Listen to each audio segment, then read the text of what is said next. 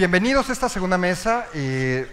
Se titula Los psicoactivos en perspectiva histórica. Entonces, me parece que va a haber bastantes maneras de vincular los temas que se trataron en la mesa anterior con los que se presentarán en esta. La verdad es que a mí me alegra mucho estar a cargo de la moderación de esta mesa, pues se trata de una mesa además de muy interesante. Me parece que el tema de la historia sobre los psicoactivos pues ayuda mucho a entender, ¿no?, de los enfoques que tenemos actualmente sobre ellos, y además de por eso, pues porque me encuentro con 4 destacados especialistas y además buenos amigos míos. Así que pues muchas gracias a los panelistas, gracias a ustedes por estar aquí.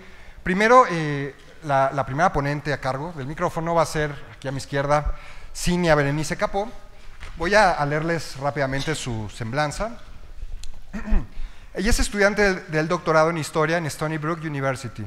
Está actualmente interesada en cómo pobladores de la frontera entre 1880 y 1930 retomaron el discurso moralizante que formaba parte de campañas gubernamentales para combatir el vicio, usándolo como herramienta para avanzar sus propios intereses. Sus estudios previos incluyen análisis sobre qué decían y cómo relacionaban autoridades de Baja California al consumo y comercio del opio en los primeros 35 años del siglo XX. También ha hecho trabajo etnográfico con consumidores de drogas en el área metropolitana de Monterrey, enfocado en sus relaciones sociales y familiares. Ha participado en el Seminario por la Paz del Colegio de México, en la revista Culturales y también ha participado con el colectivo por una política integral hacia las drogas. Y bueno, es maestra en estudios socioculturales y licenciada en Ciencias de la Comunicación. Le damos la bienvenida y le damos la palabra.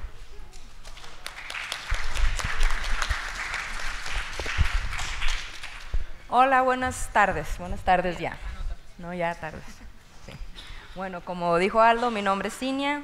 El día de hoy les vengo a presentar la ponencia Ideales revolucionarios y realidad política económica, el opio y otros vicios en la Revolución Mexicana. Vengo a hablar básicamente del rol de la Revolución Mexicana en la legislación restrictiva a diferentes sustancias en México, ya sea el rol de los confrontamientos bélicos en sí o de los ideales que nos dejaron. Durante los movimientos revolucionarios en México, diversos gobernantes buscaron establecer reglamentos de intolerancia hacia el consumo de opio, alcohol y otros vicios. La inestabilidad política y económica proporcionó oportunidades para declarar estas prohibiciones sin tener que ejercerlas.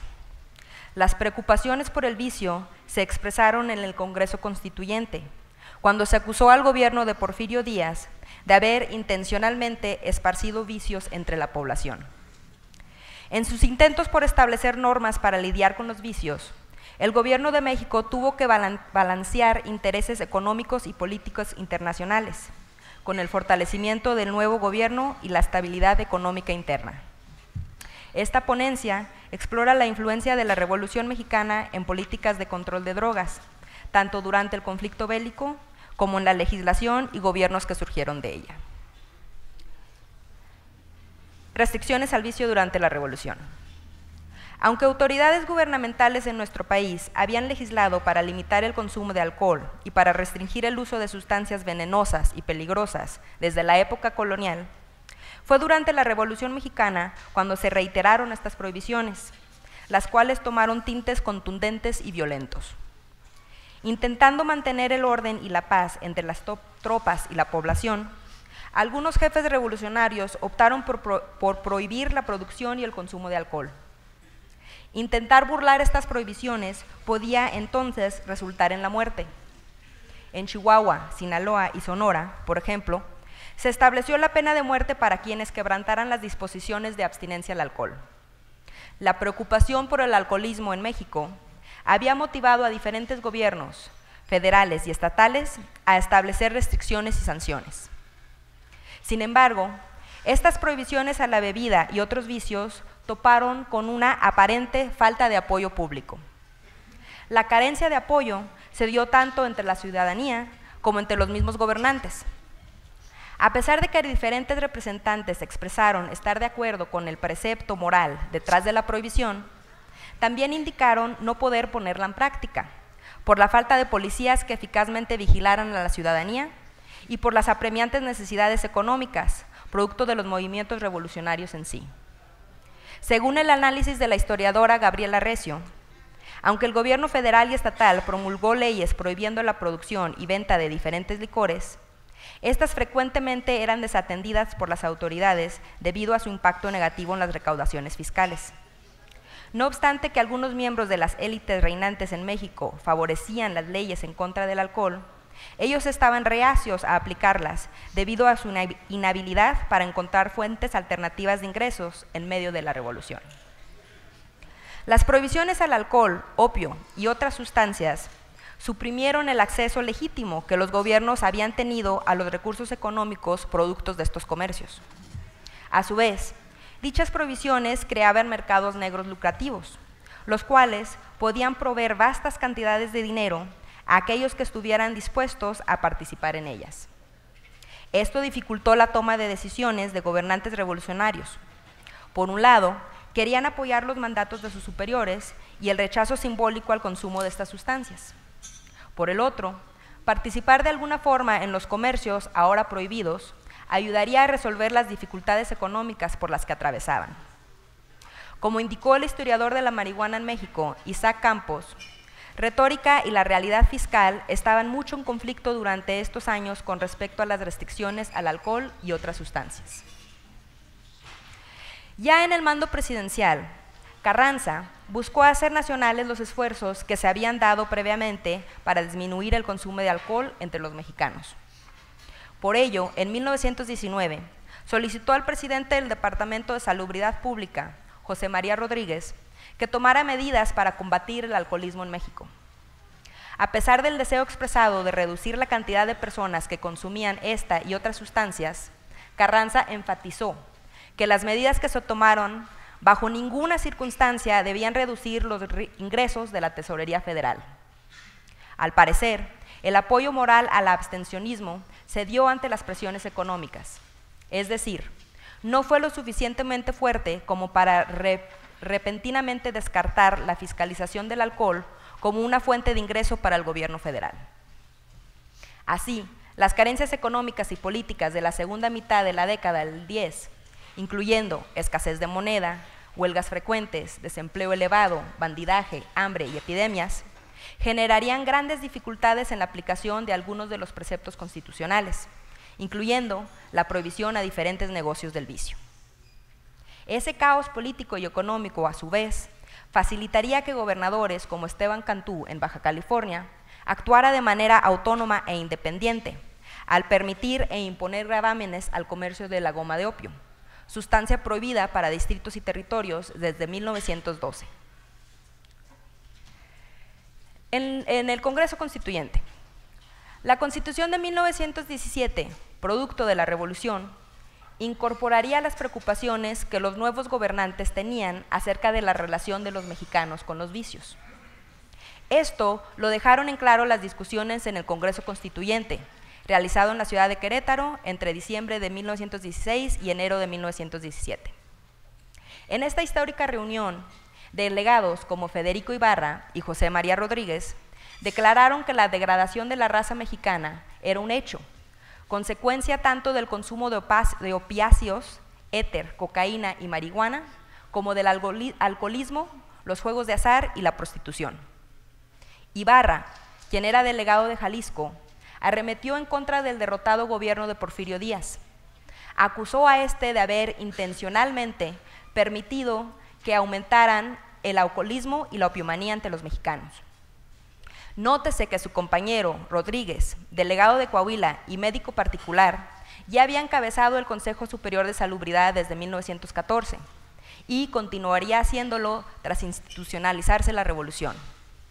Es decir, estos dos delegados tenían intereses profesionales y privados en que se estableciera una prohibición a estas sustancias. Estos delegados y representantes de la profesión médica indicaron creer que el presidente Díaz había anticipado que los vicios debilitarían en mente y espíritu a los mexicanos, convirtiéndolos en víctimas fáciles de su prolongada dictadura. Algunos de los partícipes del Congreso Constituyente interpretaban al alcohol, el opio y otros vicios como una amenaza para la nación, ya que dejaban a la población sin energía para combatir gobiernos tiránicos y susceptible a la conquista extranjera. De esta forma, la preocupación por la degradación de la raza resultado del hábito de consumir ciertas sustancias y participar en algunas actividades, fue utilizada para enmarcar el asunto de las drogas como un problema de seguridad nacional. Por estas expresas razones, el Congreso Constituyente acordó restringir el comercio e interrumpir el uso inmoderado de sustancias que envenenan al individuo y degradan a la raza. Las autoridades políticas que tras los conflictos armados reconstruyeron al Estado mexicano utilizaron el sistema de conocimiento del degeneracionismo para explicar una preocupación por el uso inmoderado del alcohol, opio y otros vicios. La opiomanía fue particularmente criticada por los gobernantes surgidos de la Revolución, pues este hábito, expresaron creer, había sido difundido por el régimen porfirista como intencional detrimento contra los mexicanos.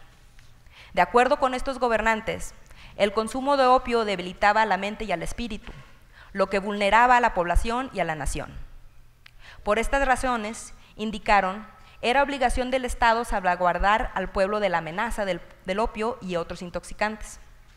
La responsabilidad de realizar esta tarea, creían las autoridades constituyentes, debía recaer en las instituciones federales de salud. Con el objetivo de llevar a cabo la legislación sanitaria del país, los congresistas aprobaron la creación del Departamento de Salubridad Pública.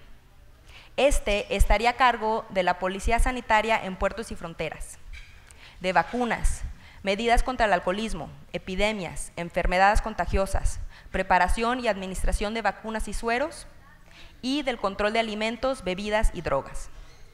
A partir de 1918 y hasta 1933, el Departamento de Salubridad Pública trabajaría de forma paralela con el Consejo Superior de Salubridad. Los intereses transnacionales en el mercado. Aunque la prohibición al opio, la cocaína y otros vicios respondía a un contexto político nacional, este debía desarrollarse en un marco transnacional más ancho, que incluía la Convención del Opio de 1912 e intereses económicos y políticos encontrados. Desde finales del siglo decimonónico y durante el primer tercio del siglo XX, personas de diferentes nacionalidades participaron en el comercio y contrabando de opio en México, entre ellos americanos, mexicanos, rumanos, palestinos, españoles, franceses, griegos, japoneses y judíos. El involucramiento de tantas nacionalidades, reflexionó Reyes, así como las rutas de distribución en el tráfico de opio, indican que los mercados de narcóticos ilegales han tenido un carácter internacional por mucho tiempo. El comercio del opio en el centro y el norte del país fue realmente producto de un esfuerzo internacional, involucrando comerciantes, transportistas y consumidores de distintos países en varios continentes. En sus intentos de prohibición, gobiernos productos de la Revolución debieron considerar la vasta red de intereses detrás de este comercio y sopesar cuál de estos favorecerían y cuáles perjudicarían. Tal fue la experiencia de Francisco I. Madero y de Victoriano Huerta. Entre 1913 y 1914, estos presidentes evaluaron la posibilidad de prohibir la importación de opio a México. Debido a que una considerable porción del opio que ingresaba a México llegaba a través de barcos ingleses, esto generó preocupación entre las autoridades británicas, quienes se comunicaron con los presidentes. El resultado fue lo que el aquí presente Ricardo Pérez Monfort denominó un intercambio diplomático intenso entre Gran Bretaña y el gobierno de México. Las misivas intercambiadas versaron sobre los intereses afectados en caso de prohibir el ingreso de opio en tierras mexicanas. Quizá como consecuencia de estas presiones británicas, pero ni Madero ni Huerta impusieron una proscripción a la importación y exportación de opio en México. Al contrario, este comercio aparentemente se fortaleció durante la Revolución. Para 1914, las autoridades aduanales de Estados Unidos de América consideraban la frontera noroeste como la principal vía por donde ingresaba opio hacia aquel país.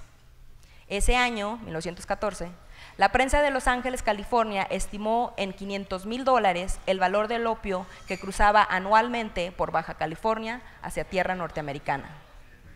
El lucrativo tráfico de opio por México hacia Estados Unidos se estaba fortaleciendo. Gobernantes revolucionarios y posrevolucionarios en México establecieron leyes que comunicaban un rechazo a las prácticas relacionadas con el alcohol, el opio y otros vicios. Este rechazo se basó parcialmente en la lógica del degeneracionismo y en un deseo de alejarse discursivamente y en la práctica del derrocado gobierno porfirista.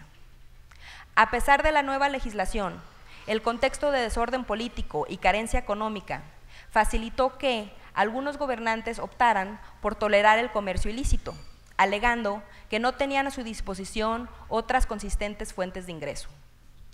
El opio y el alcohol, al igual que otras sustancias de actividades de disipación, fueron moralmente condenados por las autoridades, pero simultáneamente tolerados. La revolución no solo significó río revuelto para gobernantes y comerciantes, también afectó al poder de negociación del Gobierno de México, el cual tuvo que ceder ante intereses políticos y económicos, pues requeriría del reconocimiento internacional para establecer la legitimidad del nuevo gobierno y de la inversión extranjera para reconstruir al país. Gracias.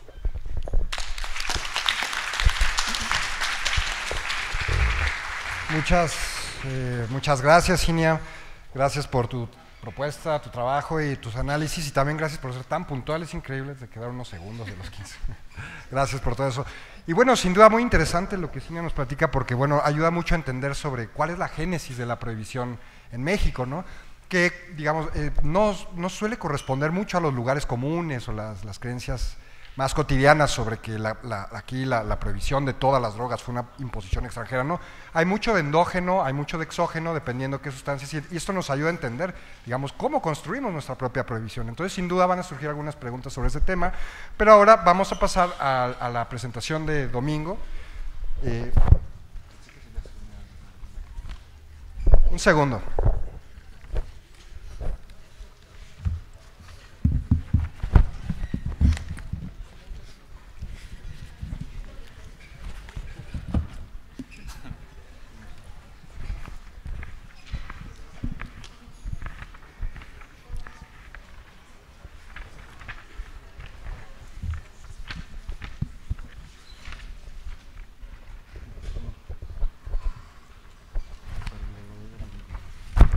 Yo me presento.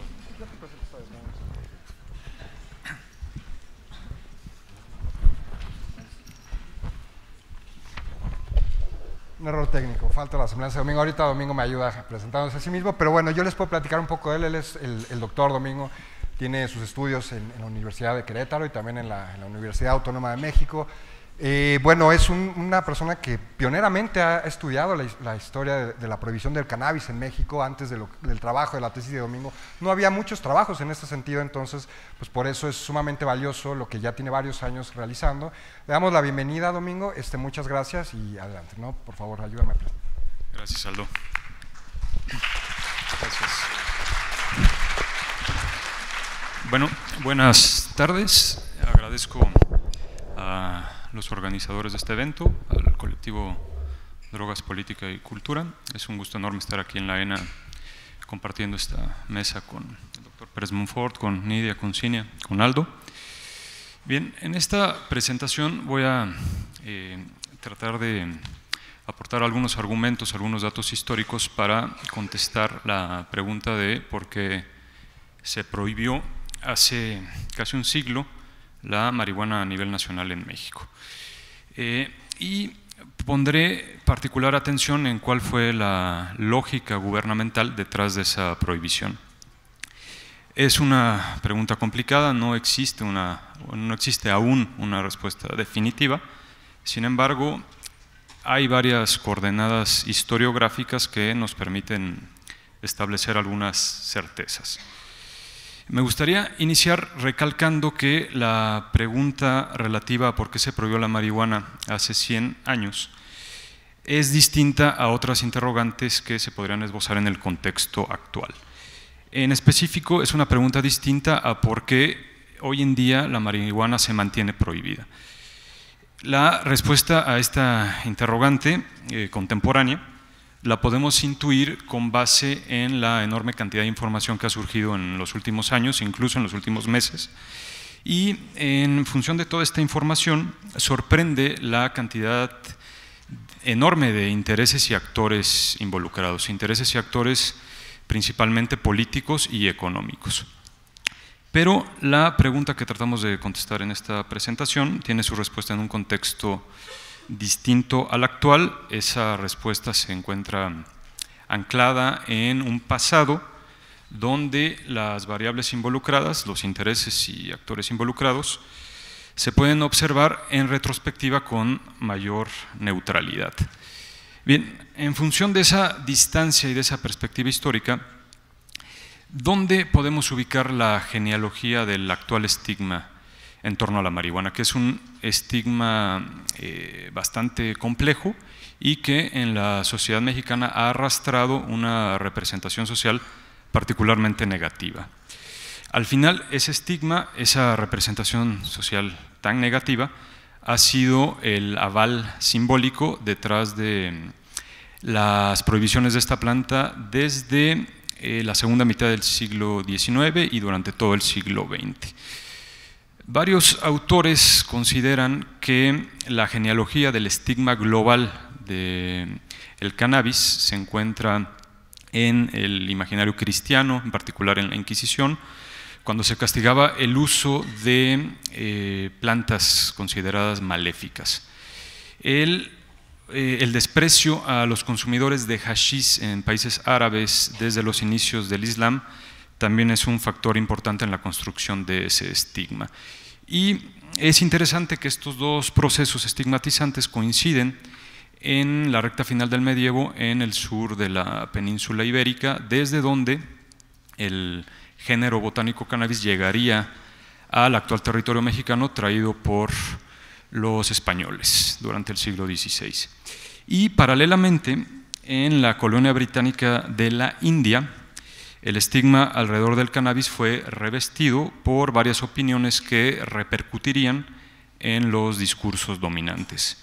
Las élites inglesas percibieron dentro de la población de la India una supuesta relación entre el consumo de cáñamo indio y la locura. Y esta percepción se esparciría en los discursos médicos y en la prensa, no solo británicas, sino de distintas naciones.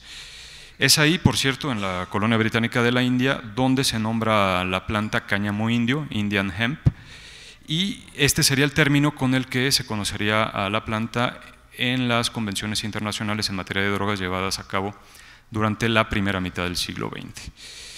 Bien, los españoles que llegaron al actual territorio mexicano trataron de sembrar cáñamo con fines industriales, principalmente textiles, pero despreciaron los arabescos usos del hashish y, arrastrando el canon de la Inquisición, despreciaron también las prácticas indígenas relacionadas con la herbolaria. No obstante este desprecio, los múltiples intentos por sembrar cáñamo esparcieron la planta a un sinnúmero de puntos geográficos en este país, dando pie a que sus ejemplares se adaptasen a nuevos suelos, a climas distintos, más cálidos, originando variaciones fenotípicas. En particular, una mayor capacidad fotosintética para producir en sus flores tetrahidrocannabinol, que es la principal sustancia psicoactiva de la planta. El cannabis comenzó entonces a sobresalir como una planta beneficiosa para quien quisiera aprovechar sus propiedades farmacológicas. Para ello no se requería, como en el caso de los cultivos de cáñamo, de grandes extensiones de terreno, ni de instrumentos técnicos, ni de apoyo por parte de la corona española. Se requería más bien de un conocimiento general de herbolaria, que era sin duda una de las principales características de la población indígena en este territorio. Es en ese periodo novohispano y a partir de esos usos indígenas donde aparece la primera prohibición de algún componente del cannabis en el actual territorio mexicano. Y esa prohibición la encontramos en un edicto de fe. Y como bien mostró Nidia en su tesis realizada aquí en la ENA, con ese edicto se estipuló castigo al uso de peyote, hongos alucinógenos, oleoluqui y pipincincintle. El pipincincintle en particular era un brebaje que contenía varios componentes herbales, entre ellos semillas de cáñamo y probablemente también flores de esta planta. Ubicamos entonces que a finales del siglo XVIII esta prohibición emerge consecuencia de preocupaciones morales. En este caso, preocupaciones católicas instrumentadas por la Inquisición. y con estas medidas se buscaba evitar que la población indígena tuviera literalmente contacto con el demonio. Unas cuantas décadas después, durante el siglo XIX, ya dentro del México independiente, si bien esa variable moral se encontraría subyaciendo, como lo sigue haciendo hoy en día, las justificantes detrás de la prohibición comenzarían a mutar.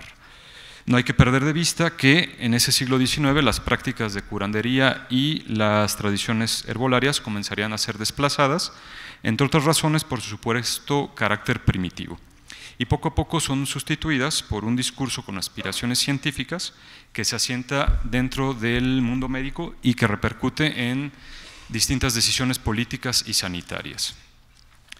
Desde la mirada de quienes detentaban ese nuevo discurso en apariencia moderno y científico, el consumo de marihuana, además de ser relacionado con la herbolaria indígena, era ya evidente en el ámbito urbano. Ahí las flores de la planta se fumaban, principalmente entre individuos pertenecientes a sectores desfavorecidos, los cuales eran descalificados a priori por esas élites. Y este consumo comenzaba entonces a ser percibido como un vicio, es decir, como un trastorno, como una enfermedad moral. Y en ese sentido, sumando a la construcción de la negativa representación social de la marihuana, la prensa mexicana de finales del siglo XIX y principios del siglo XX relacionó sistemáticamente el consumo de marihuana con la locura y con la violencia maniática, retomando con ello una línea editorial de corte sensacionalista gestada en la relación cáñamo-indio-locura, la cual había sido esparcida por las élites británicas y por la prensa británica desde el siglo XVII, tras la supuesta problemática que observaron en su colonia de la India. Bueno, envueltas en esa ola de opiniones que descalificaban a la marihuana, aparecieron en México las primeras prohibiciones legales específicamente contra esta planta. Entre ellas destacamos, hay muchas, pero destacamos la de Guanajuato, Querétaro y Oaxaca. En la de Guanajuato en particular se precisó que, abro comillas, se prohíbe la marihuana debido a los graves males que causa su uso y teniendo en cuenta la obligación que se ha impuesto de velar por el bien público. Ese es el primer registro donde se puede percibir un esbozo por parte del Estado mexicano sobre cuál es el bien jurídico que busca tutelar al prohibir esta planta. En la letra de la ley, lo que supuestamente se está tratando de proteger es el bien público. A unos cuantos kilómetros de Guanajuato, también durante esa segunda mitad del siglo XIX, en el estado de Querétaro se prohibió la marihuana y se prohíbe en el mismo decreto en el que se prohíbe el toloache.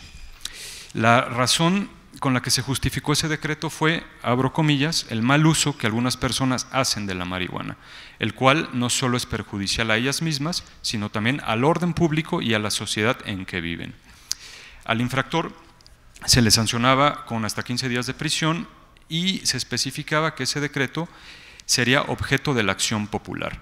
Es decir, se facultaba a la sociedad civil, en este caso a la población queretana, a denunciar anónimamente a cualquier sospechoso de sembrar, vender o fumar marihuana, pudiendo recibir con ello una recompensa. Podemos ver cómo la marihuana comenzaba desde aquel entonces a ser un factor causante de asperezas en el tejido social, no solo por las detenciones y la violencia estatal que esto comenzaba a implicar, sino también porque esta llamada acción popular fomentaba las acusaciones fortuitas y fomentaba también los prejuicios y el chismorreo, consecuencia de la intromisión en la vida privada de los consumidores o en la vida privada de quien sembrara plantas de marihuana en su propiedad. En otro registro, correspondiente al estado de Oaxaca durante el gobierno de Porfirio Díaz, como gobernador de ese estado, se precisó la prohibición de la planta Rosa María, conocida comúnmente como marihuana. Esta prohibición se promulgó por las preocupaciones de los rangos superiores del ejército, donde se encontró Porfirio Díaz. Desde la mirada de estos rangos superiores del ejército era común observar la deserción y la insubordinación de algunos soldados que fumaban esta planta. Este consumo y estas preocupaciones en el ámbito militar se mantuvieron de manera evidente durante las primeras décadas del siglo XIX y principalmente durante el periodo revolucionario. A partir de ese momento, a partir de estas y varias otras prohibiciones focalizadas en distintos estados y municipios de la República, se asienta una base para la eventual prohibición nacional de la planta en 1920. Y con estas prohibiciones se puede rastrear la genealogía de una historia en la que el Estado mexicano ha castigado a una enorme cantidad de individuos relacionados con esta planta, entre ellos decenas de miles de consumidores, y lo ha hecho, los ha castigado sin precisar con racionalidad y sin precisar el fundamento constitucional sobre cuál es el daño que en la realidad estos individuos están causando. Bueno, así llegamos a la década de 1910 a 1920, una década particularmente compleja debido al periodo revolucionario. También se trató de una década donde el consumo de marihuana fue una constante en múltiples sectores de la sociedad, la mayoría de ellos desfavorecidos. Y por este uso tan extendido, durante los años finales de ese periodo revolucionario, la marihuana llamó aún más la atención de las autoridades políticas y sanitarias, las cuales anhelaban poner cierto orden ante el caos social que se vivía.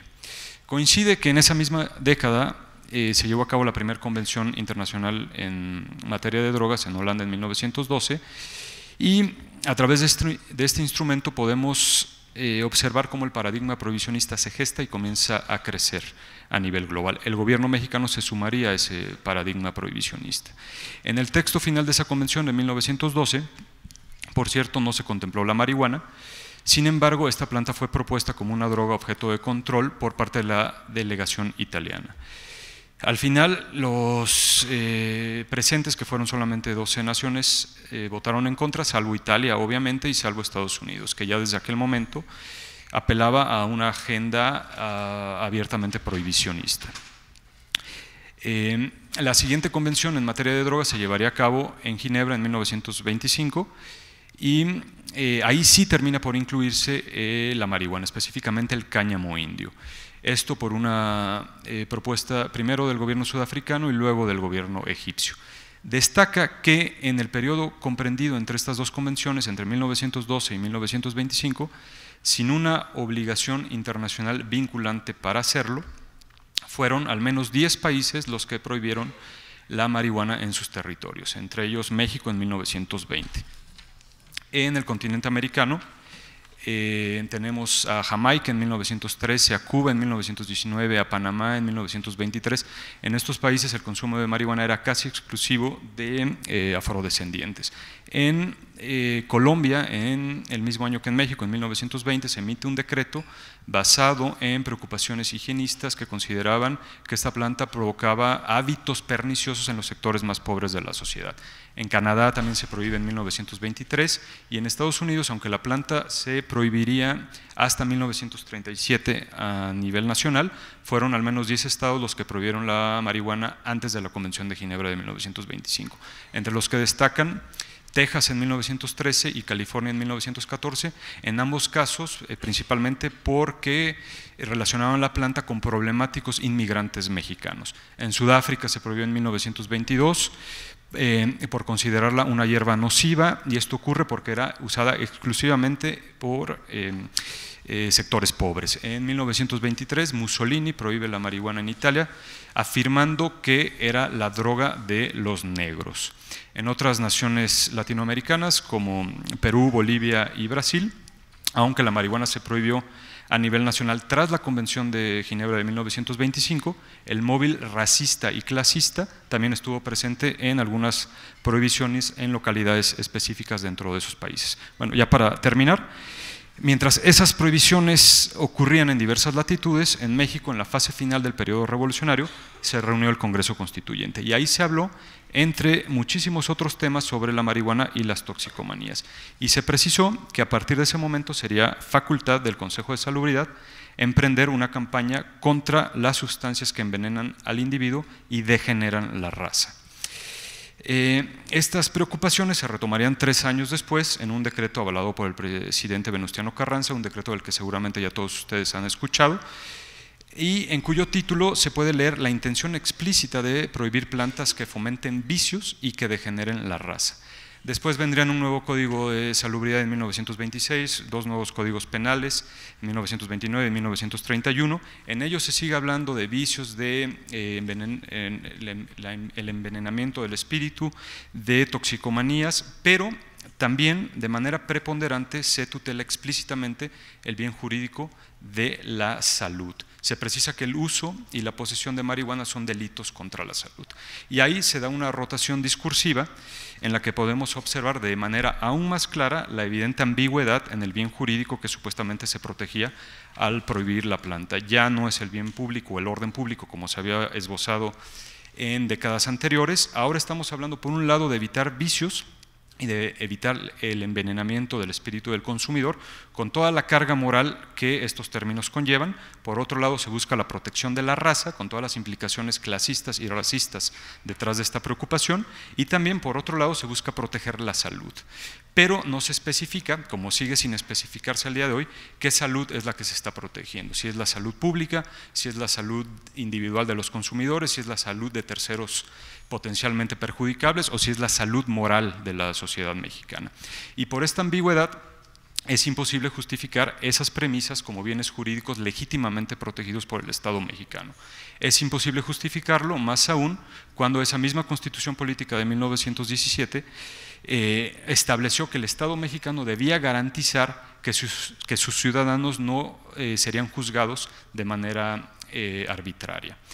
La tensión entre estas dos premisas constitucionales, la que faculta a la Federación para perseguir las drogas y la que otorga derechos, libertades y garantías a los ciudadanos mexicanos, se percibe como un conflicto que después de 100 años apenas comienza a resolverse. En gran medida comienza a resolverse a partir de la reciente y tan sonada jurisprudencia emitida por la Suprema Corte declarando inconstitucional el castigo al consumo de marihuana.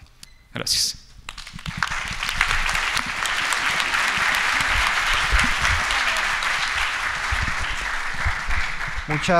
Muchas gracias, Domingo. Digo, si había en estos días alguna presentación muy coyuntural en cuestión temática, sin duda alguna esta es una de ellas, ¿no? Precisamente creo que es muy pertinente analizar, o sea, Cicinia ya nos presentó un panorama más amplio de las discusiones públicas sobre cuestión de política de drogas, pues Domingo lo aterrizó ya muy bien a la cuestión del cannabis, que bueno, me gustó mucho la forma en la que Domingo empezó comentando que es una prohibición que aún no termina, ¿no? Contrario a lo que se reproduce muchas veces en medios, en realidad la prohibición del cannabis todavía es vigente en México.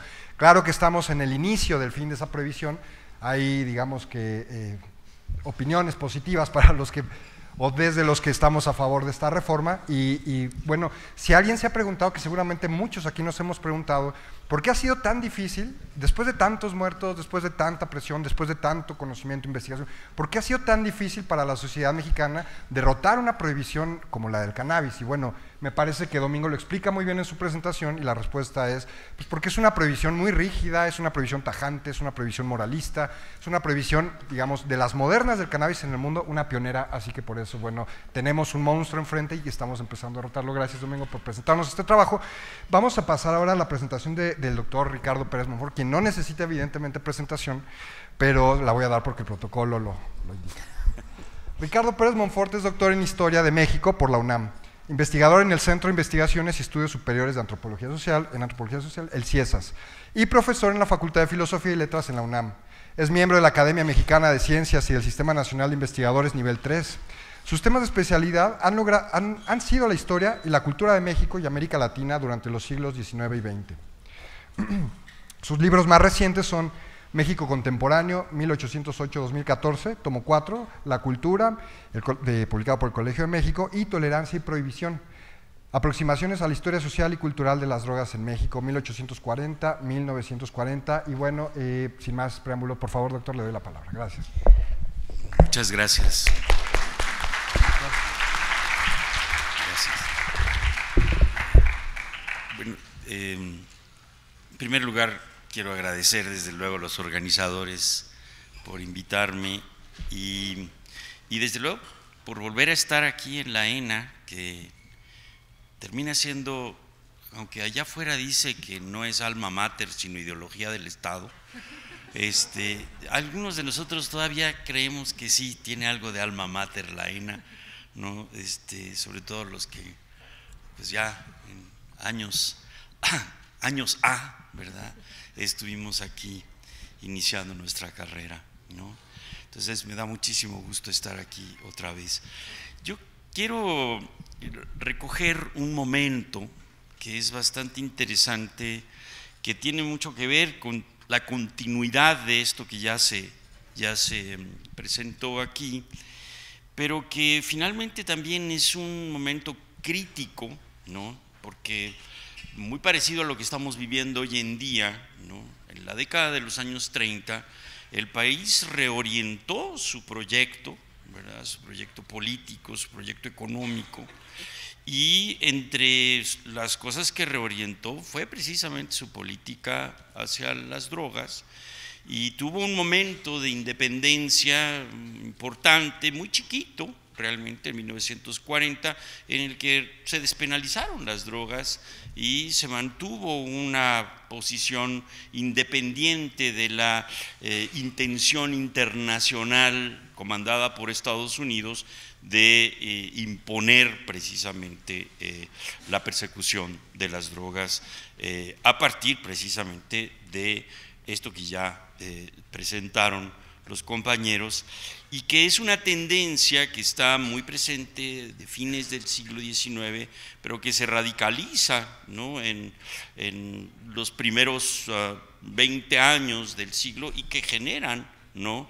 este principio de prohibicionismo que de alguna forma encabeza a Estados Unidos, y que independientemente de que se piensa que México tiene una visión muy propia, muy independiente de su visión sobre las drogas, yo no lo creo así. Yo creo que ha sido muy influyente Estados Unidos en cómo se piensa hoy en día en México alrededor de las drogas. Esto que voy a narrarles el día de hoy es algo que sucedió precisamente en la década de los años 30, en el que se estableció una polémica muy interesante, en la que por un lado se decía que la marihuana era una nefanda hierba, ¿no? Y por otro lado se decía que era un inocente arbusto, ¿no? En el fondo. Entonces, así se llama la ponencia, ¿no? Uno de los mandatos del plan sexenal redactado en 1933, al cual debía sujetarse el próximo presidente de México, que sería electo en 1934 y que resultó ser nada menos que el general Lázaro Cárdenas, en su párrafo 225 planteaba que era necesario promover una, entre comillas, legislación enérgica y campaña efectiva tendientes a disminuir el uso de bebidas alcohólicas y a prohibir en lo absoluto el comercio y el uso particular de sustancias estupefacientes. Esto muy en el tono precisamente de esta persecución y de una enorme intolerancia que está presente a finales de los años 20 y principios de los años 30, de hecho. En ese mismo documento se insistía en que también era necesario dar un especial impulso al establecimiento de sanatorios para la curación de alcohólicos y toxicómanos. Y en efecto, en mayo de 1934 se terminó la edificación de un pabellón en los terrenos del manicomio de la Castañeda, en el cual en enero de 1935 se establecería el Hospital de Toxicómanos, con médicos dependientes del Departamento de Salubridad, pero con personal de enfermería, medicamentos, alimentación y servicios a cargo de la beneficencia pública. Este cambio fue pensado para mejorar las condiciones en las que se debían asilar y curar los adictos y los enfermos de toxicomanía, que antes eran recluidos por lo general en la famosa crujía F de la cárcel de Lecumberri. Los edificios de grandes ventanales de la Castañeda se encontraban en una zona semicampirana de la ciudad, y sus jardines, sus patios y sus fuentes parecían indicar que se trataba de un lugar ideal para el apoyo terapéutico, psiquiátrico y tal vez hasta la posible rehabilitación de los pacientes. Sin embargo, también resultaba cierto que si bien se trataba de alejar a los dolientes del mundo penitenciario, ahora los toxicómanos se encontraban mucho más cerca de los enfermos mentales, de los sifilíticos, de los epilépticos, de las histéricas, de los alcohólicos crónicos y todos aquellos individuos que la sociedad pretendía aislar para no comprometer su normalidad y su estabilidad. Esto es interesante porque el toxicómano, ya un poco siguiendo sobre esta línea, ya es identificado, ¿verdad?, como un paria, es alguien que hay que estarlo marginando. Sin embargo, hay un debate muy importante que se está dando desde la década de los años 20 en si el toxicómano es un enfermo o si es un delincuente, ¿no? Este debate va a terminar precisamente apoyando esta segunda posición. En México el toxicómano es ante todo un delincuente, no es un enfermo, y ganó precisamente esa tendencia de identificar la adicción o la toxicomanía, incluso la afición. Ni siquiera la toxicomanía en sí, sino la afición a una droga se establece precisamente a partir de un principio de delito contra la salud. Voy a ir sobre eso enseguida, ¿no? Los criterios sobre qué hacer con los toxicómanos todavía no lograban un consenso en la administración pública y sanitaria, ni mucho menos en el seno de la sociedad mexicana. Todavía se está debatiendo, esto es importante entenderlo, a diferencia de lo que parece hoy, que ya volvimos al debate, pero durante la década de los años 40, 50, 60, 70, 80 y de hecho hasta prácticamente finales del siglo XX se insistió sobre todo en la criminalización de la adicción. Bueno, existían pues posiciones entre médicos y encargados de políticas de salud que comulgaban con su criminalización y con la necesidad de su reclusión forzosa. Incluso hubo quienes planeaban medidas un tanto más drásticas, como la esterilización de los toxicómanos o de plano la eutanasia. Pero en términos generales, los juicios y apreciaciones al respecto perfilaban dos posiciones que resultaban medianamente antagónicas. Ambas se apuntalaban en pretendidos conocimientos científicos y tenían entre sus representantes a médicos psiquiatras, además de algunos jueces, especialistas en derecho civil y penal, periodistas y administradores públicos. Voy a tratar de ubicar las dos posiciones que son precisamente las que están en los extremos. La primera postura, notablemente prohibicionista y persecutoria, era encabezada por el doctor Gregorio Oneto Barenque. Por ahí hay algunas todavía aulas, sobre todo en el Instituto Mexicano de Psiquiatría y en algunos de estos lugares, que con el nombre de este hombre, que yo creo que sí era un criminal, él precisamente, ¿no?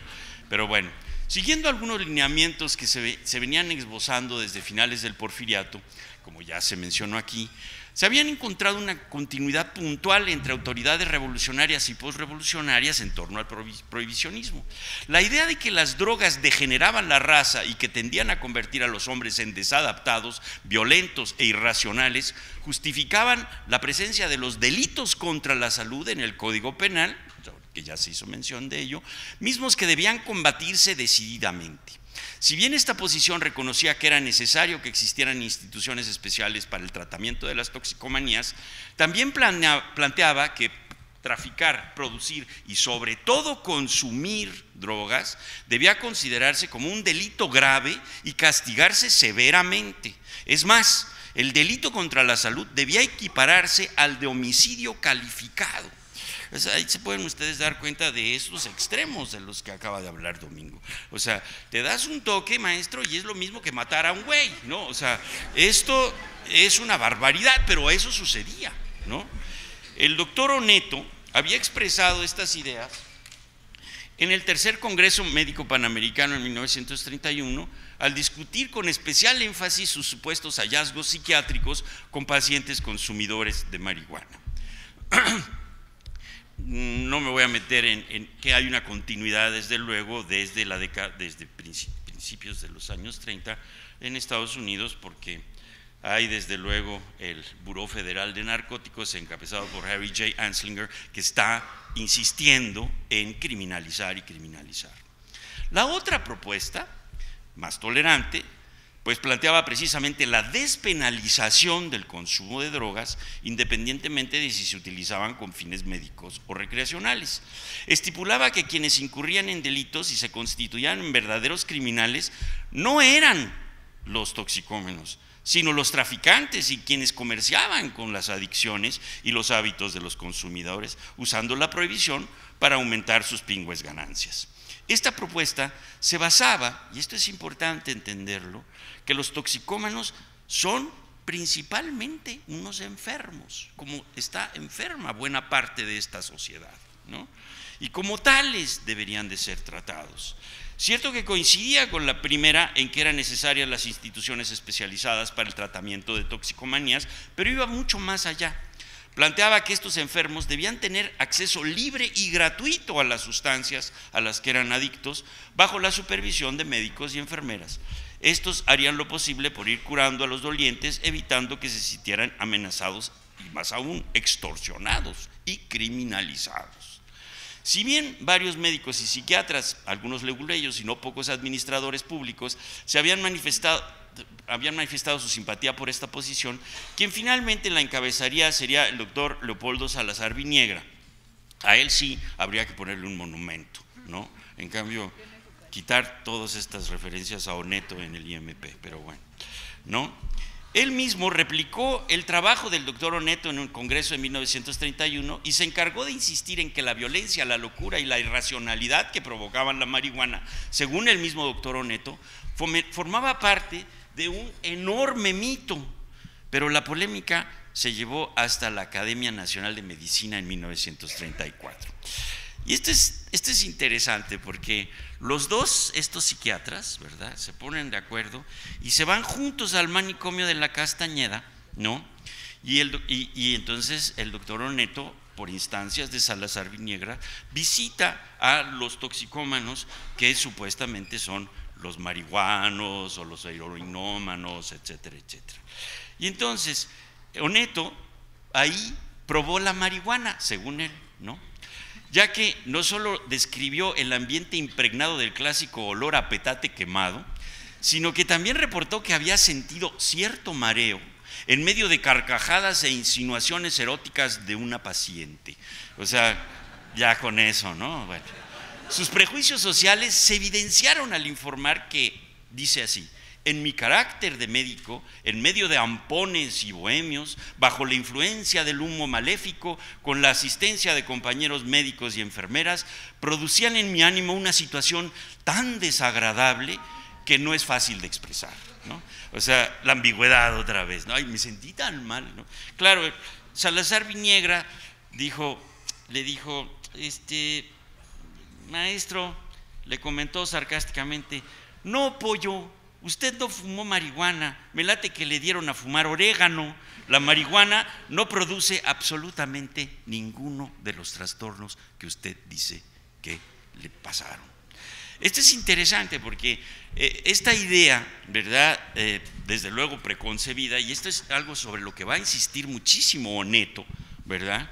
Me voy a saltar porque Oneto plantea que si se despenaliza y se legaliza y se permite precisamente el consumo de marihuana, ¿verdad?, México va a ser un inmenso campo de experimentación en donde se comprobarán las lesiones neurovegetativas, los trastornos mentales, y entonces se dirá que hay que emprender una campaña y una lucha eficaz contra las toxicomanías, pero entonces será demasiado tarde. O sea, lo que cree Oneto es que si se liberaliza la marihuana, los mexicanos nos volveremos todos esclavos, ¿no?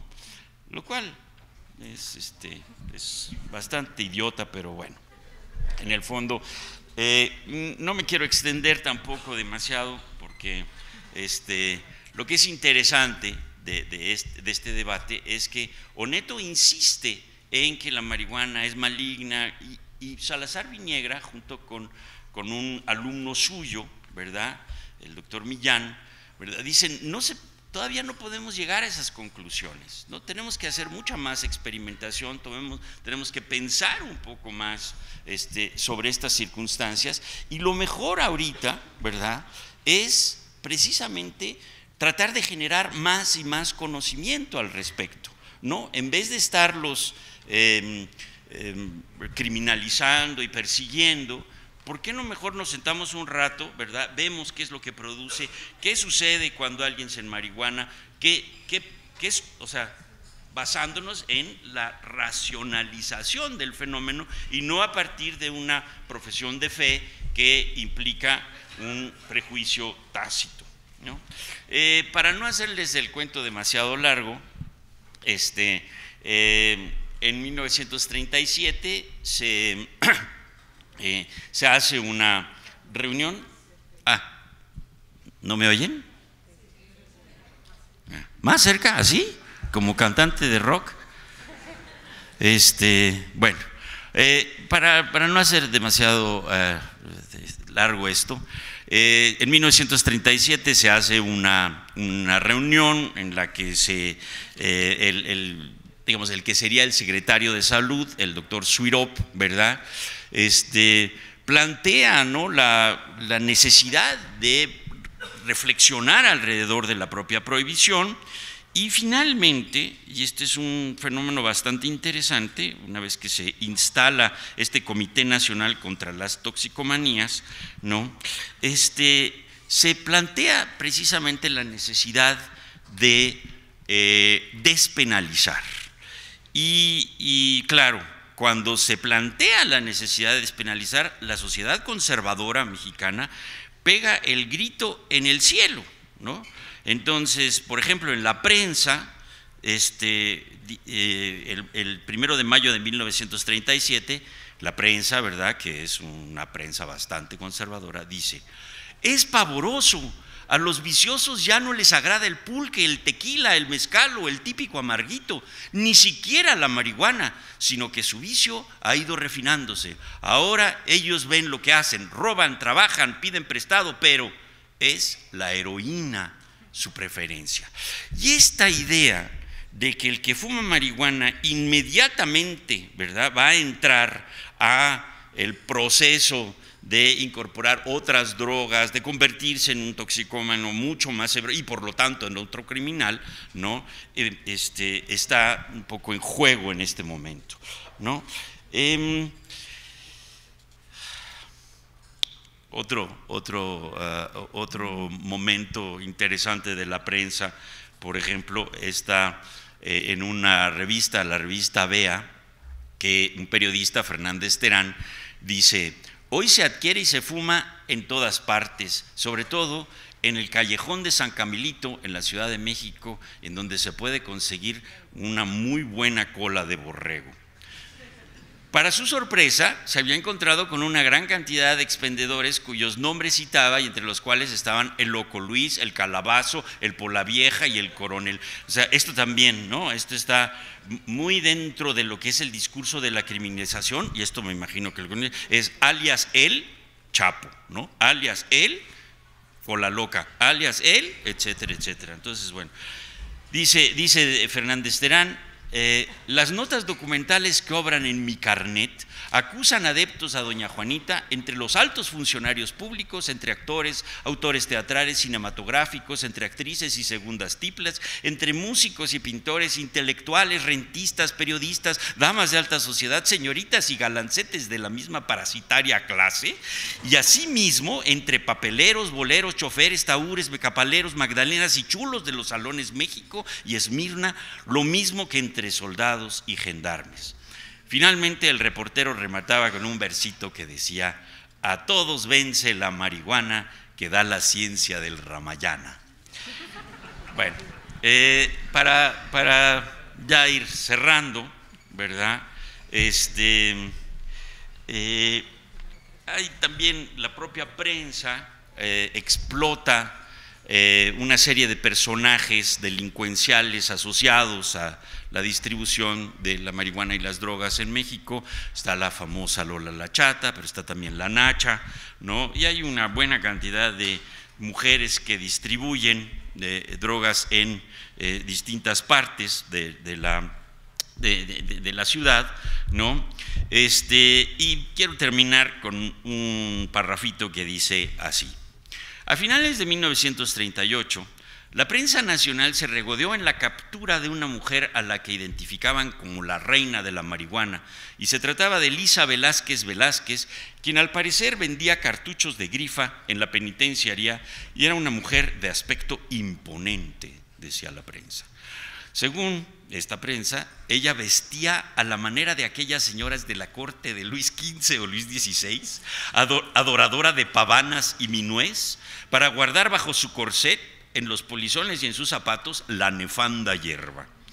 Al saber que había sido arrestada, los reos se amotinaron y finalmente fueron controlados. Esto también es interesante, ¿no? Cómo se empieza a generar toda una dinámica sensacionalista en la propia prensa, ¿no? Al respecto, ¿no? Aun cuando ya se había discutido bastante sobre el tema de lo inocuo que podría ser el consumo de marihuana, el tratamiento del problema por parte de la prensa siguió siendo particularmente amarillista e intolerante.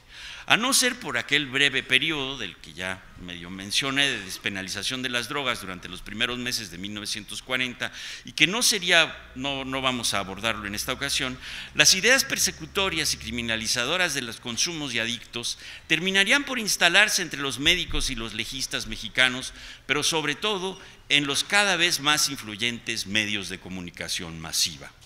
Se comprobaría entonces la clásica premisa de que para que una mentira se convierta en verdad, basta repetirla ad nauseam y así lograr que se torne en una pauta socialmente aceptada. Gracias.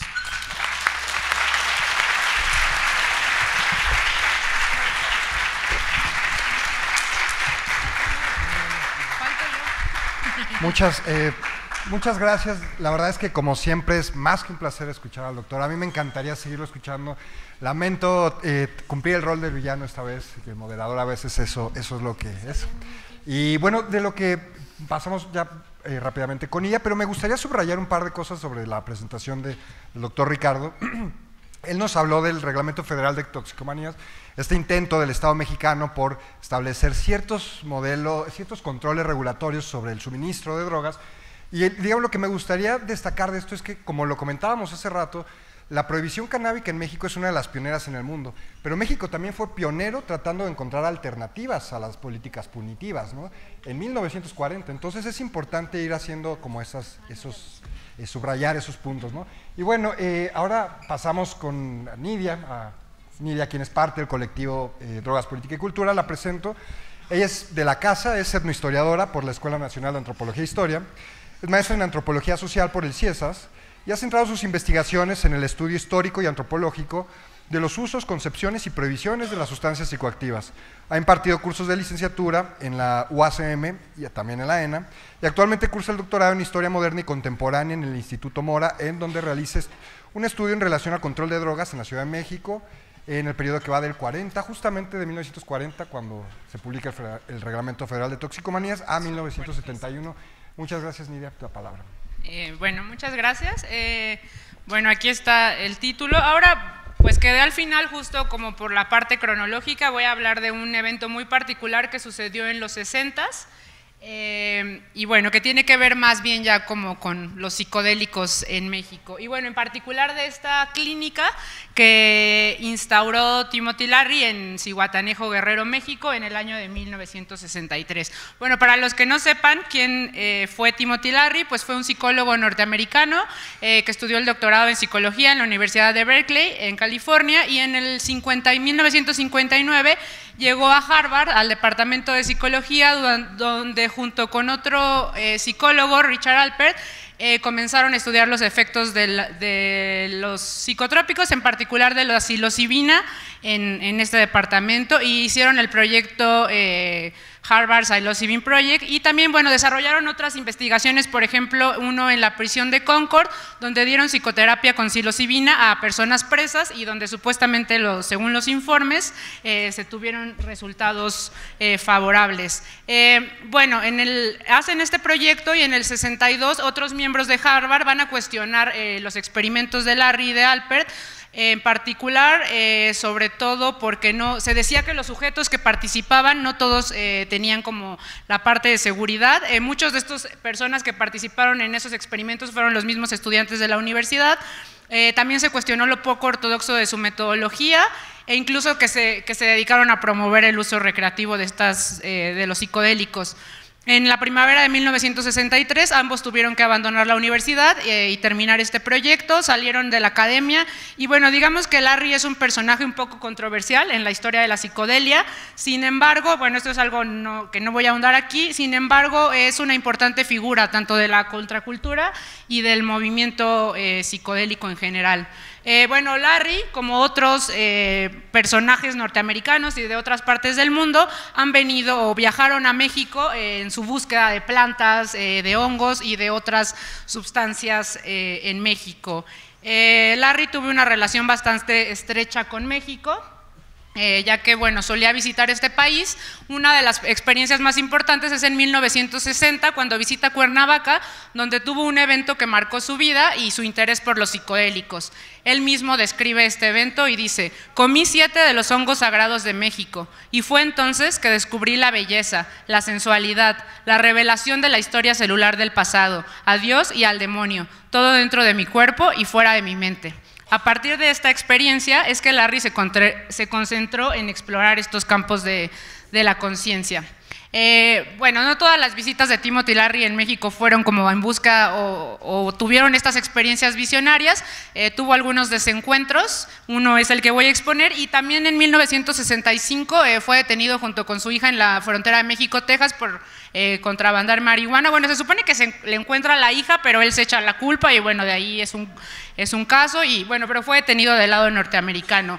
El evento que aquí va a ser expuesto, bueno, fue la instauración de lo que se llamó el Centro Libertad México, que funcionó solo por unas semanas en el verano de 1963 en Zihuatanejo, Guerrero. Después de que Larry y Alper fueron despedidos de Harvard, decidieron crear la Fundación Internacional para la Libertad Interna, una asociación sin fines de lucro asentada en Massachusetts, pero con la intención de tener otras locaciones.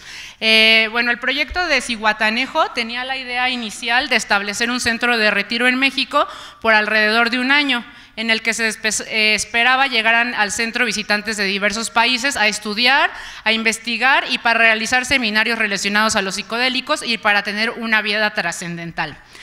Cuando los psicólogos estaban buscando una locación ideal para el centro, bueno, Larry describe él mismo, ¿no?, cómo encuentra este espacio, y él dice: pero ¿a dónde ir? Buscando como peregrinos espirituales del pasado, necesitábamos un lugar desierto, donde la vida fuera barata y estuviera libre de persecuciones religiosas. Consultamos el Atlas. ¿En qué lugar del planeta este grupo de buscadores de lo divino encontrarían tierra y libertad? Larry recordó que el tranquilo poblado junto al Océano Pacífico y cerca de Acapulco, que había visitado algún tiempo atrás, era Zihuatanejo. Ellos eligieron el Hotel Catalina, que por cierto aún está en función, pueden ver su página y podemos hacer yo digo que un próximo foro ahí. Bueno, en este hotel es que lo rentaron totalmente el hotel. El hotel estaba como localizado en las afueras de Zihuatanejo, sobre una colina, pero en una zona pues muy cercana a la playa. Otro de los investigadores que trabajó en este proyecto, Joseph Downing, un psicoterapeuta, él dijo que la locación fue única por su seguridad y que no requería limitaciones físicas o confinamiento durante la experiencia psicodélica. Bueno, así fue que el 1 de mayo de 1963 fue inaugurado en Zihuatanejo, México, el Centro Libertad, un espacio creado para la vida transpersonal con el objetivo de realizar observaciones del comportamiento individual y las interacciones sociales con el uso continuo de sustancias psicodélicas. El proyecto de Zihuatanejo estaba basado en el libro La Isla de Aldous Huxley, quien concibió un mundo donde el uso de psicodélicos legales, regulados y socialmente aprobados. Para el Centro Libertad, las sustancias disponibles eran la dietilamida del ácido lisérgico, mejor conocido como LSD-25, y la metedrina, una anfetamina usada para incrementar los efectos del ácido. Otras drogas estaban estrictamente prohibidas, aunque el consumo moderado de alcohol estaba permitido. Digo moderado porque en los reportes que revisé sobre este centro le gustaba el Bacardí a Timothy Larry. Los participantes tenían 2 o 3 sesiones psicodélicas por semana, quienes además disfrutaban de actividades de esparcimiento como yoga, caminatas a la playa o ir a nadar al mar, así como en la noche pequeños grupos de discusión sobre las sesiones psicodélicas y una vez a la semana una fiesta con baile. Larry describió una de las sesiones: hay mucha lluvia en el verano mexicano y la mayoría de las tardes y noches hay tormentas eléctricas, con rayos que pasan sobre nosotros y caen en las playas y colinas cercanas, generando visiones de luces. Las sesiones nocturnas usualmente terminaban en el agua, con viajes en los que flotábamos mirando cómo se asomaban los primeros rayos del sol. Además de los ayudantes locales, algunos periodistas que visitaron, fueron 38 personas las que estuvieron viviendo en este centro, con fines de estudiar los efectos transpersonales en las interacciones con el uso continuo de LSD. La gran mayoría eran ciudadanos americanos, adultos, la mayoría profesionistas, hombres de negocios, artistas, todos personas blancas protestantes de la zona de Boston, Los Ángeles, Nueva York y San Francisco. Downing reportó algunos de los resultados de las experiencias psicodélicas en Zihuatanejo como con efectos transpersonales y transpersonativos, es decir, en los que se trascendía y se dejaba atrás el ego, así como efectos de liberación, pérdida de la ansiedad e incremento de la creatividad. Uno de los principales logros del proyecto fue que después de que acabó, continuaron los participantes expresando su interés por apoyar el movimiento psicodélico. Bueno, este centro solo duró 6 semanas, después de que fue clausurado por las autoridades mexicanas. Acerca de este incidente, Larry explicó: pero eventualmente este gentil y armonioso modo de vida llamó la atención de la policía, un grupo de personas que generalmente no están dedicadas al desarrollo del placer ni al descubrimiento espiritual. El centro fue cerrado y el grupo se dispersó. Agentes de la Secretaría de Gobernación llegaron hasta el Hotel Catalina para supervisar que fuera completamente abandonado por los participantes del centro. Las autoridades nacionales de inmigración consideraron que los ciudadanos norteamericanos tenían una conducta que no era propia de un turista y le dieron a Larry y a los demás participantes del centro solo 5 días para salir de México. Al respecto, un periódico de Kansas anunció: el gobierno mexicano ha puesto fin a un curioso y en muchos sentidos emocionante experimento para desarrollar la felicidad humana mediante la química. Aunque las autoridades argumentaron problemas de tipo migratorio, hubo otros factores que al parecer incidieron en la decisión de la expulsión. Primero, el sensacionalismo de la prensa, que bueno, aquí pueden ver, tanto mexicana como norteamericana. En el San Francisco News se dijo: el paraíso perdido en la colonia del LSD de México, gente queer en el centro psíquico de drogas. Otros medios de Estados Unidos lo llamaron el paraíso de los narcóticos o el cielo de los beatniks. Por su parte, la prensa nacional en junio del 63 comunicó: son drogadictos, no sabios la gente de Zihuatanejo. Los alucinados esperan seguir con sus experimentos con drogas en México. Vegetarianos, le hacen al hongo y a la hierba en Zihuatanejo. Además, un periodista, Manuel Arbizu, publicó en la prensa una serie de reportajes que se llamó El extraño mundo de las drogas, en el que relataba a estos norteamericanos alucinados. El periodista reportó que consumían LSD en especie de rituales, en espacios ambientados para las sesiones, y al cuidado de otra persona del grupo. Asimismo, relató que al hablar con el que llamó Tim, el amigo gringo, le explicó que psicodélico era el nombre para el LSD, la psilocibina de los hongos y la mescalina del peyote, y que los psicodélicos son drogas revolucionarias, ya que la verdadera revolución es la de la mente, y estas sustancias despejan la mente, por lo tanto otorgan muchas posibilidades. Le dijo que no se trataba de simples alucinógenos, sino de una nueva ciencia que incluso podría ayudar a conservar la paz, mediante la aclaración mental de quienes la consumen. Larry agregó que habían llegado hasta el centro viajeros y policías buscando drogas como la cocaína o la marihuana, pero no las encontraron. Dijo Larry que los ingredientes de las sustancias del centro de Zihuatanejo se encuentran en el organismo humano, en la naturaleza, son flores y hongos. Por su parte, Joseph Downing dio otra explicación sobre la expulsión.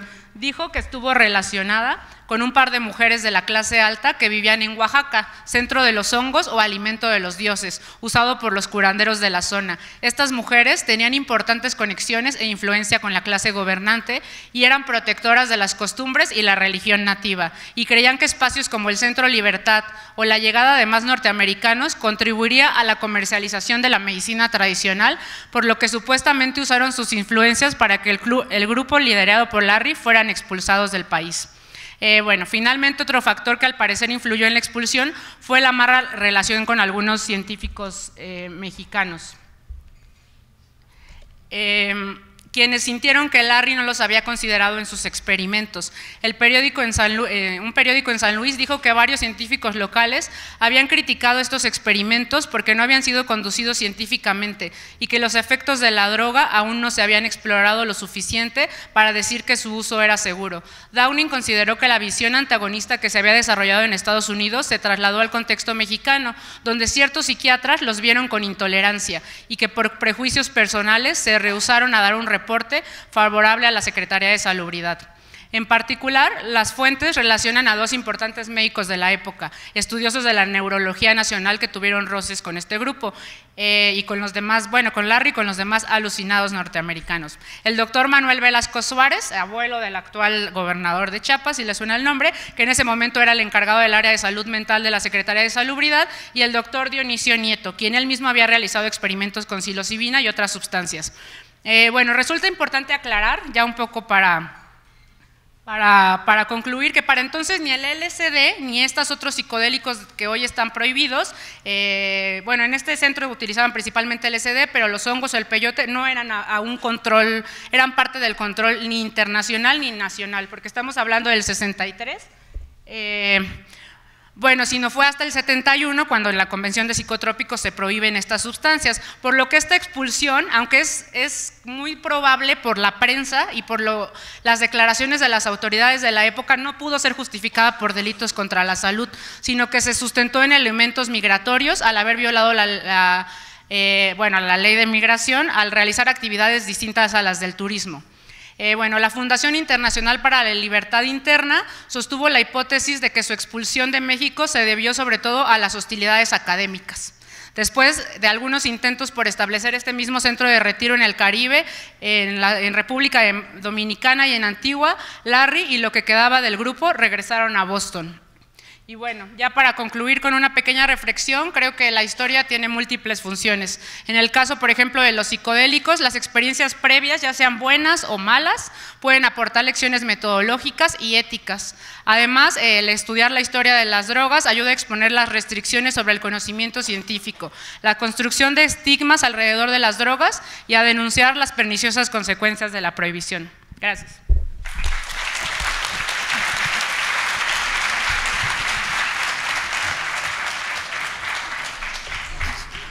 Muchas gracias, Nidia.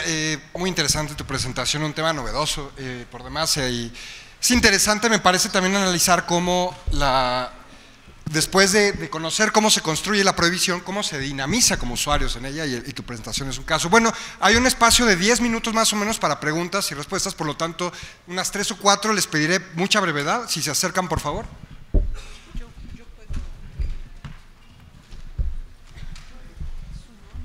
Solo la pregunta. Solo la pregunta, no se puede hacer un comentario. Sí, rápido se puede.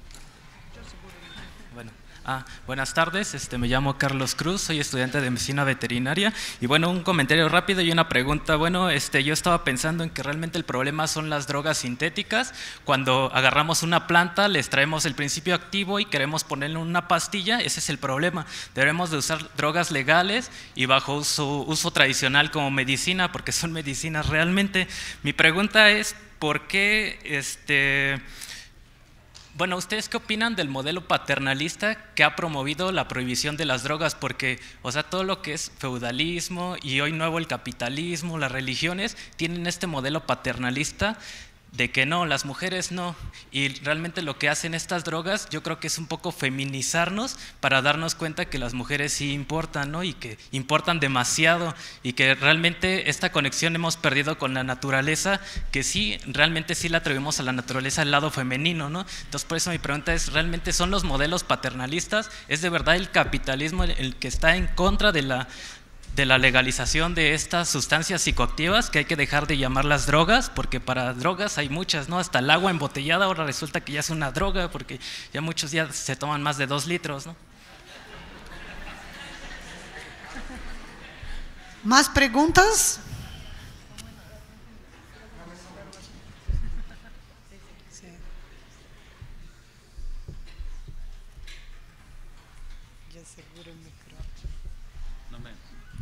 Mauricio Guzmán, quisiera preguntarle a todos ustedes, o sea, el papel jugado por los Estados Unidos, no solamente es el contexto internacional, las diferentes convenciones, sino hay presiones muy específicas. Me gustaría que reflexionaran un poco en eso. ¿Más preguntas? Puedes venir aquí, yo acuerdo que estamos filmando todo y todo va a ir gratuitamente en nuestro canal de YouTube después, por eso también les pedimos que vengan hasta aquí.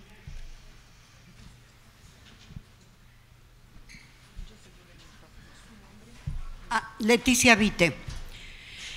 Mi pregunta es muy concreta. Si de alguna manera todo lo que concierne a las drogas y a la medicina sagrada tiene que ver o hay estudios con relación a las inteligencias, a la inteligencia intrapersonal.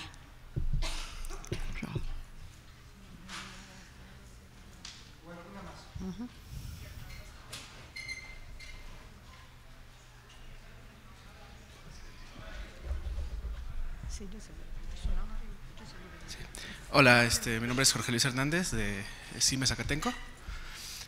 Tomando un poco lo que comentas de la clínica de psicodélicos de Timothy Leary, actualmente existen igual clínicas que toman este modelo, pero ahora utilizan ibogaína.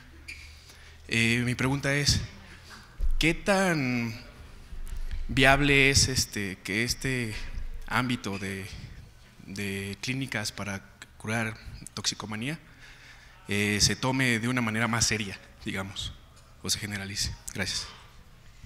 Yo también tengo una pregunta para Nidia. Estás muy familiarizada con el movimiento hoy que existe en Estados Unidos de la así llamada renacimiento de los psicodélicos. Como historiadora, ¿de qué manera crees que México sigue o no sigue siendo un poco el jardín de Estados Unidos y donde se hace todo lo que no se puede allá? Tiene un poco que ver con la pregunta sobre iboga o también rituales de ayahuasca. ¿Qué lecciones hemos aprendido de Leary? ¿Sigue México un poco como el paraíso de los Estados Unidos o cómo ves?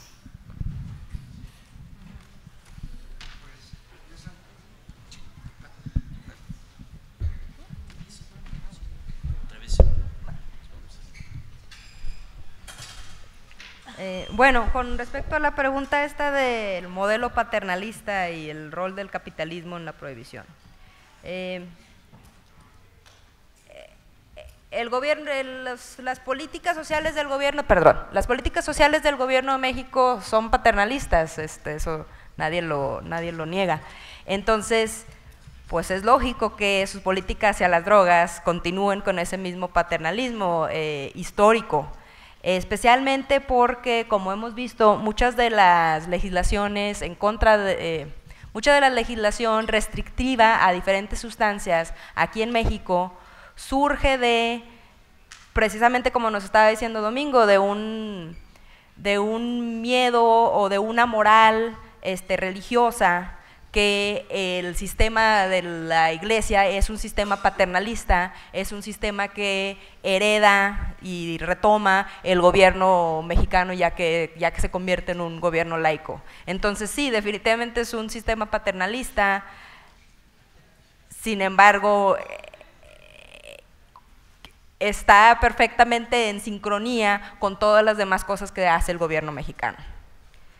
Con respecto al rol del capitalismo, si te entendí bien, creo que preguntaste qué rol tenía el capitalismo que si realmente estaba el capitalismo en contra de la prohibición, creo que eso lo preguntaste. Pero yo diría que el capitalismo, aquellos que han estudiado al imperio norteamericano, por ejemplo, al imperio británico y otros imperios, hablan de cómo el comercio de opio, el comercio de cannabis, ayudó a fortalecer a esos imperios. Sin embargo, no es el comercio legal de estas sustancias los que los fortalece económicamente, es el comercio ilegal que les permite obtener muchas mayores ganancias que las que obtendrían vendiendo café o azúcar, por ejemplo. Entonces, sí hay un rol muy importante en los mercados internacionales actuales del capitalismo, y hay un rol importante del capitalismo en el mercado de las drogas.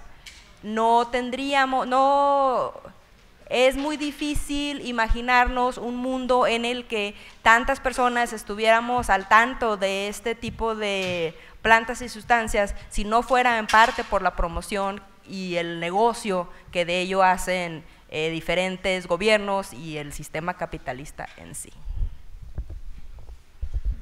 Bueno, yo voy a responder primero un poco en relación a lo de Estados Unidos. Bueno, es fundamental la injerencia. Lo que pasa es que sobre todo se va a ver más clara después de la Segunda Guerra Mundial, porque pues es cuando Estados Unidos pues toma como la batuta en términos políticos y bueno, en términos de drogas también. Pero por ejemplo, de lo que exponía ahorita el doctor, el médico Salazar Viniegra, bueno, yo aquí hablo de las restricciones que hubo hacia Larry en México, pero a Salazar Viniegra el Buró Federal de Narcóticos lo restringe y de hecho es Estados Unidos quien restringe esta política, entonces es fundamental, ¿no?, en las políticas de drogas en México. Lo de las clínicas, sí, o sea, ahora no solo con Iboga, de hecho aquí iba a haber varias presentaciones y aquí están presentes varias personas que tienen clínicas o que han trabajado, digamos, desde la psiquiatría o la psicoterapia con psilocibina, con ibogaína, con ayahuasca, de manera profesional con estas ciencias, incluso algunos incorporando conocimientos tradicionales. Entonces creo que hay que tomarlo en serio. Estuvo como pues invisibilizado y estigmatizado el uso de los psicodélicos y prohibido por muchos años, pero ahorita, y tiene que ver con lo del renacimiento psicodélico, pues está ahí y sí, o sea, ya hay gente que ya lo está haciendo profesionalmente, entonces, y ha habido muchos resultados y bueno, también hay muchos intereses detrás, vale la pena decir. Y bueno, y tiene que ver con este renacimiento psicodélico, estas clínicas, y creo que bueno, en parte sí, sigue tal vez siendo un poco el jardín, hay muchos tipos de norteamericanos también, a lo que vienes, pues bueno, no, una cosa son los Spring Breakers que vienen a hacer un relajo, pero yo creo que en términos de psicodélicos sí sigue viniendo gente que pues viene a Huautla o viene a Wirikuta o otros que vienen a buscar drogas baratas, pero creo que la violencia del contexto actual de México ha un poco limitado eso, porque el mismo gobierno norteamericano les dice, pues no vengan, ¿no?, porque aquí pasa esto. Entonces creo que está esto, y creo que también el renacimiento que está pasando ahora en Estados Unidos pues ha un poco invisibilizado esto. Creo que lo que podríamos aprender de Larry es que el problema que él tuvo es que no invitó a los científicos mexicanos y que, o sea, y pareciera que todavía hay norteamericanos que no les importa la situación que pasa en México con lo de la psilocibina, está invisibilizado el conocimiento que viene desde aquí. Entonces, pues bueno, no sé qué, creo que ahora ya no es tan importante México como lo fue en los 60s en el movimiento psicodélico, y bueno, creo que tendríamos que pues tomar nuestro papel y pues ver qué, porque sí nos incumbe, sobre todo con lo de los hongos, con lo del peyote, con las, bueno, para lo que está este foro, ¿no?, con lo de las plantas.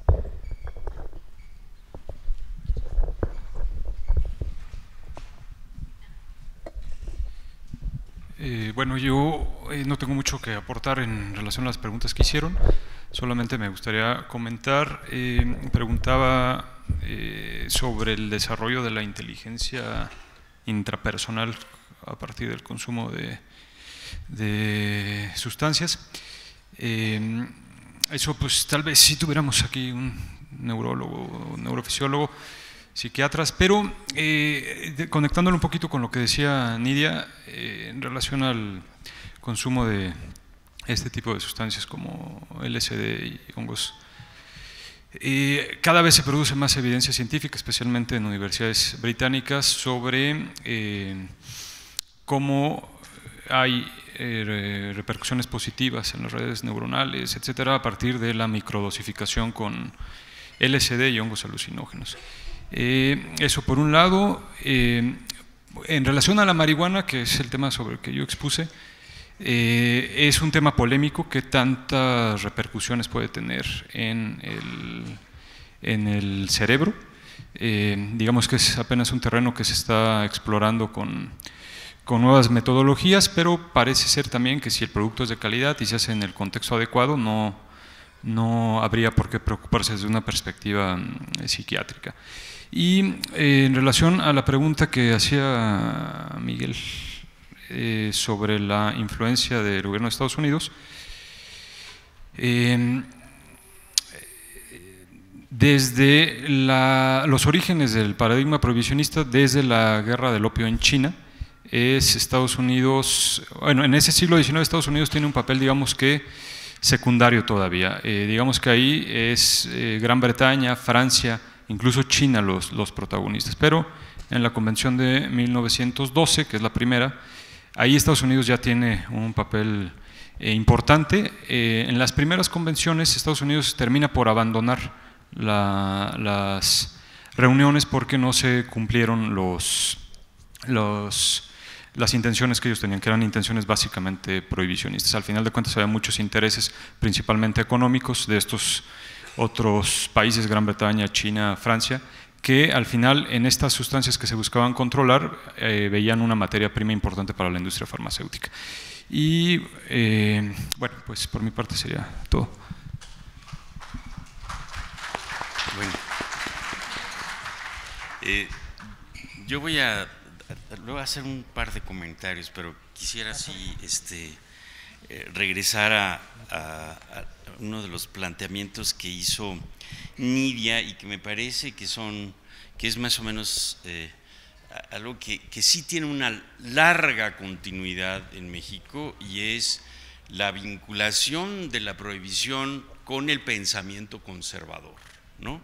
El pensamiento conservador está enraizado en unas vertientes fundamentales del pensamiento mexicano en general, la política mexicana, la educación mexicana, desde luego la presencia de la Iglesia es importante, pero más allá de que la propia Iglesia, es el pensamiento de unos sectores medios conservadores que no les gusta el cambio, que no quieren que se transforme este país y que quieren mantener un status quo. Y entre ellos, los psiquiatras, los médicos, tienen un peso muy puntual, muy específico, ¿no? Y concretamente en el caso de Leary, ¿no?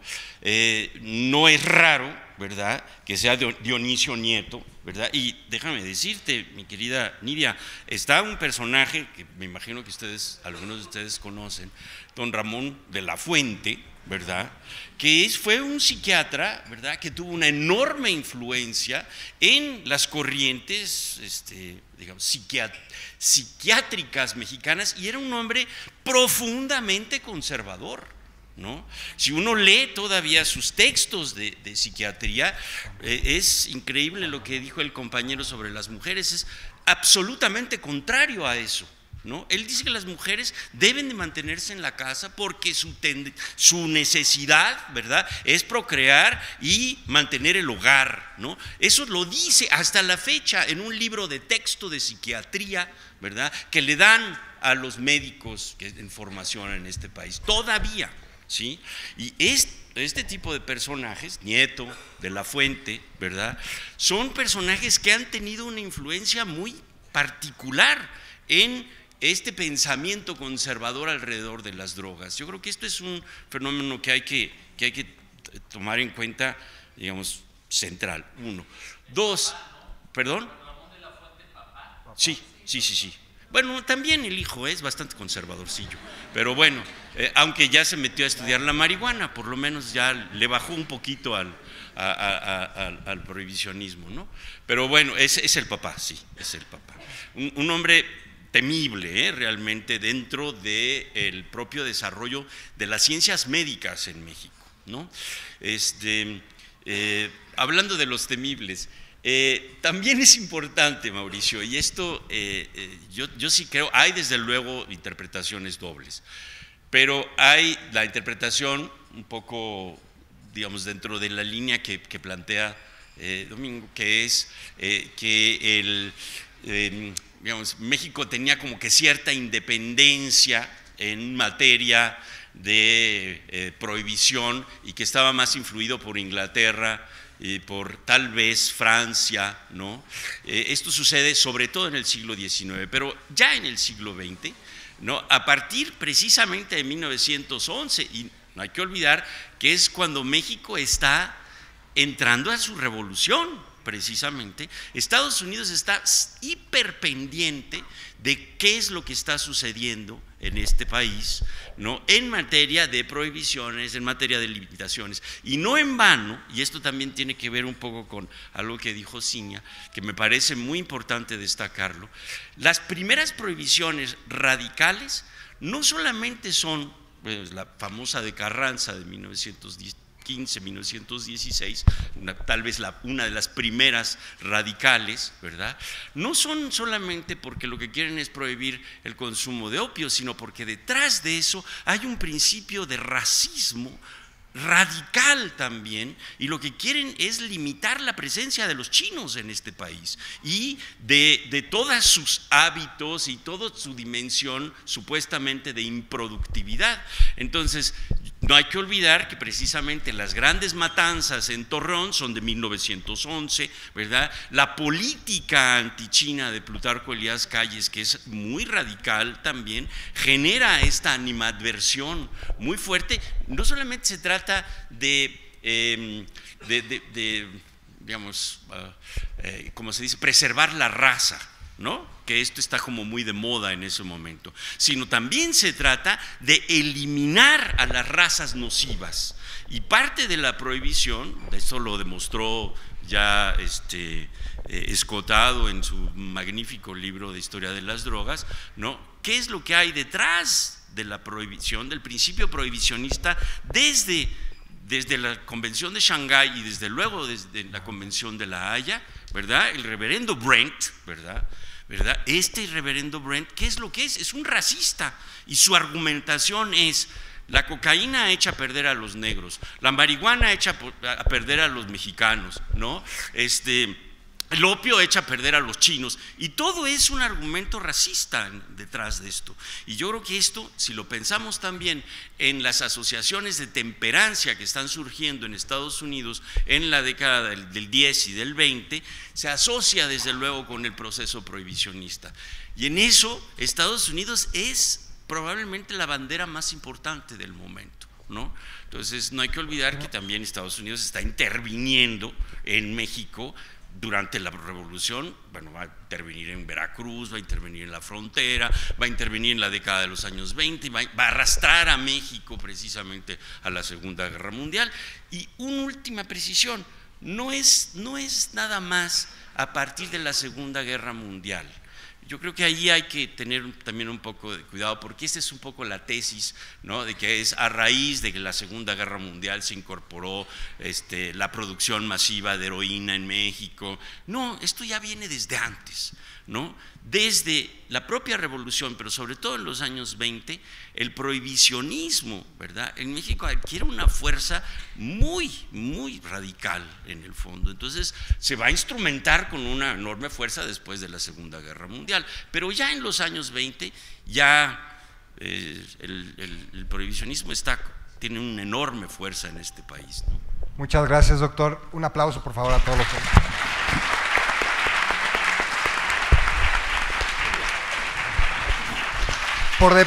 Por demás interesante la mesa y la que viene también. Les doy el anuncio. Se trata de la mesa Peyote, la coyuntura del peyote, territorio y legalidad. Así que el tema es por demás interesante y espérense a ver a los ponentes. Les pido por favor a los ponentes que pasen para que empecemos pronto. Gracias.